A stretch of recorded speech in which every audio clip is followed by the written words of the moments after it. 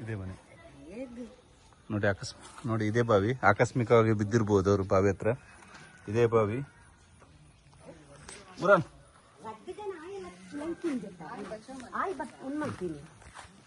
ನೋಡಿ, ಸುಮಾರು 60-65 ವರ್ಷ ತಾಯಿಯವರು ಶ್ಯಾಮಲ್ ಅವರು ಹಾಗೂ ಗೋಪಾಲ್ ಕೃಷ್ಣ ಅವ್ರ ಹೆಸರು ಗೋಪಾಲ್ ಕೃಷ್ಣ.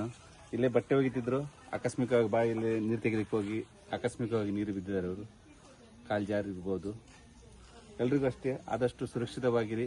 ಇಂಥ ಒಂದು ವಯಸ್ಸಾದವರು ಬಿದ್ದಾಗ ತಕ್ಷಣ ವಿಚಲಿತ ಆಗಬೇಡಿ. ಪಾಪ ಅವ್ರು ಬಿದ್ದ ಅಂತೇಳಿ ಅವ್ರ ಗಂಡ ಗೋಪಾಲ್ ಕೃಷ್ಣ ಅವರು ಹಾರಿದ್ರು.